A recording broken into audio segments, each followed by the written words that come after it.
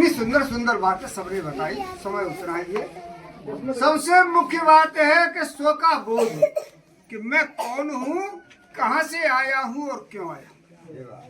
ये बोध होने से चार चीजें इसके साथ और आ जाती हैं, यानी पंच परिवर्तन।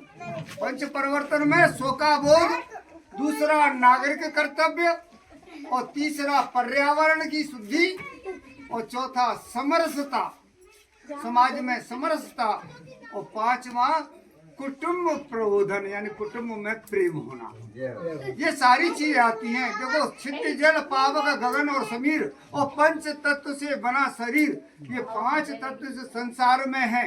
और इन अगर पांचों तत्वों में हम ये पंच परिवर्तन को मिला दे तो हमारा ये भारत राष्ट्र फिर से विश्व गुरु बन जाएगा। तो विश्व गुरु की कल्पना हमको करके सारे काम करने चाहिए। अब देखो, स्व का बोध, एक उदाहरण के द्वारा, एक व्यक्ति मेला गया देखने, 100 रुपए जेब में थे, और उसने देखा घूम करके कि कौन सी वस्तु अच्छी है, तो एक दर्पण बिक रहे थे, लंबे लंबे शीशा। एक दर्पण के सामने जाकर के खड़ा हो गया और इशारा करने लगा, तो उसमें भी इशारे होने लगे, और उसने कभी दर्पण देखा नहीं।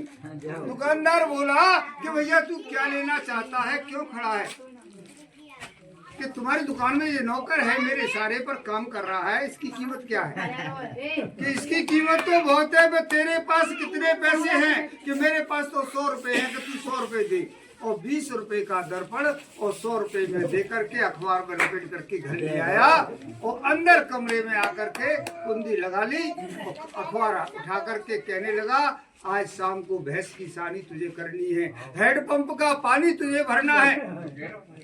धर्मपत्नी डरती थी बेचारी, मन में सोचने लगी कि ये अंदर कमरा में कुंडी लगा करके किससे बातें कर रहा है। जब वो बाहर चला गया तो अंदर गई, और उस बेचारी ने भी कभी दर्पण नहीं देखा, और जैसे ही दर्पण के सामने गई तो 25-30 वर्ष की युवती अब तो रोने लगी, अपनी सास को चिल्ला करके बुलाने लगी, अरे ओ देख सास, तेरा बेटा मेरी सौत लेकर के आया।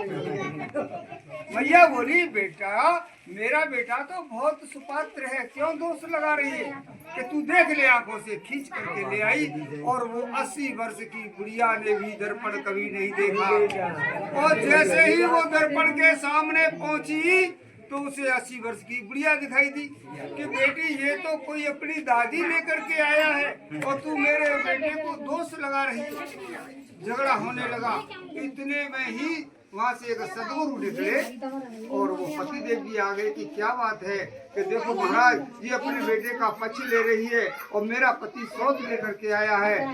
संत जान गए कि इनको अपने अंदर का बोध नहीं, तो कहा कि तुम सब अपनी आंखें बंद करो, और आंखें बंद करके और उन्होंने दर्पण को उलट दिया। फिर खोल दो आंखें, आंखें खोली तो सारा माजरा साफ। तो स्व का बोध, जब तो हम देख रहे हैं इसको, इन नेत्रों से तो इस संसार को ही देख सकते हैं, इन प्राकृतिक नेत्रों के द्वारा तो इस प्रकृति का ही दर्शन कर सकते हैं, और उस परम पिता परमात्मा की अप्राकृतिक लीला को जानने के लिए हमें चाहिए अप्राकृतिक नेत्र, जिन्हें कहते हैं हम दिव्य दृष्टि, और उसी को कहते हैं हम तीसरा नेत्र। उस परम पिता की अप्राकृतिक लीला को दर्शन करने के लिए अप्राकृतिक नेत्र चाहिए। तो स्व का बोध किसे हुआ, और स्व का बोध होने से क्या क्या होता है, एक दृष्टांत के बाद वाणी को विराम दूंगा। देखो, सब जानते हैं राजा भोज का नाम, और भोपाल नगरी जिसके नाम पर बसी है।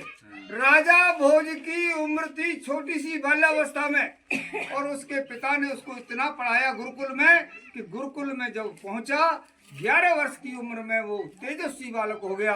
उसने पंच परिवर्तन का ज्ञान आ गया, सो क्या बोध का ज्ञान उसको हो गया, और 11 वर्ष की अवस्था में उसके पिता का निधन हो जाता है, और उसके चाचा का नाम था मुंज राजा बन जाता है।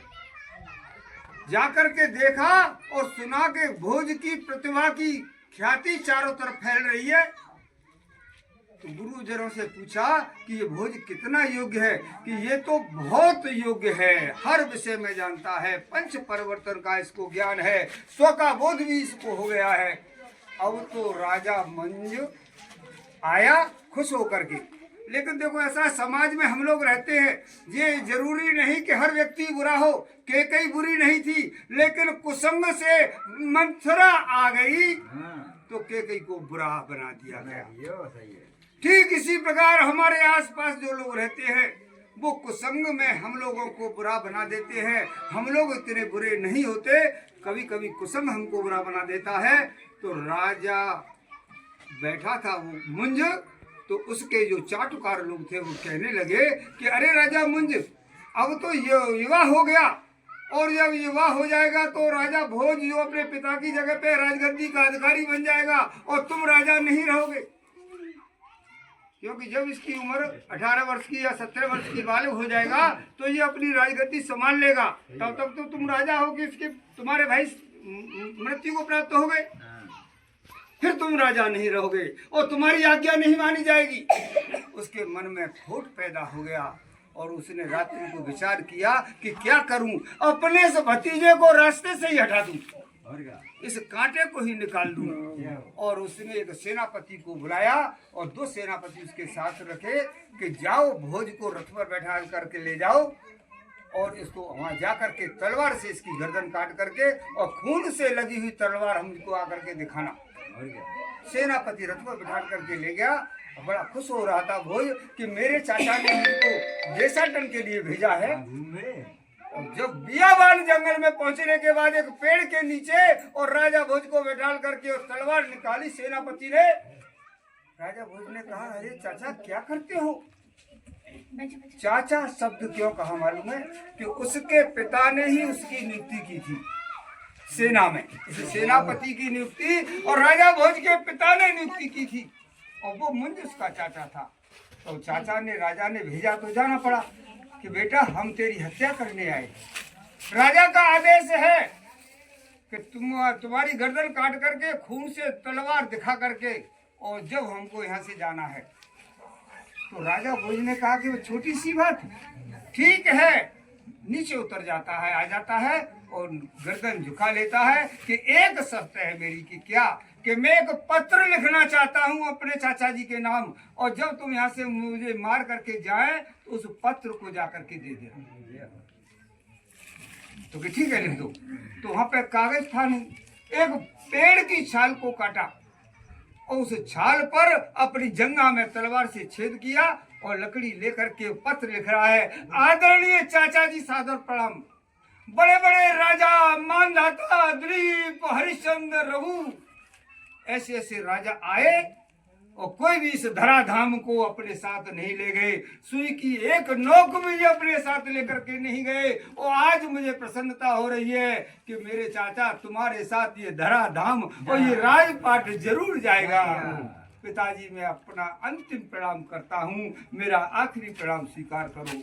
ये पत्र लिख करके और उस का छाल पर दे दिया, जिसको ये आज भोजपत्र कहते हैं।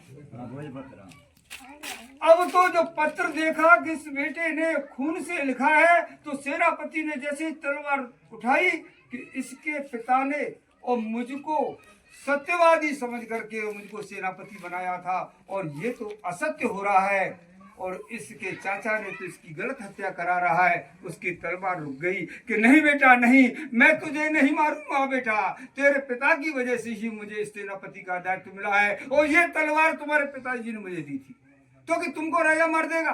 भोज बोला तो कि यहाँ पर इस जंगल में थोड़ी दूर और मेरी बहन रहती है, वो साधु है, उसके आश्रम पर तुझको छोड़ देता हूँ।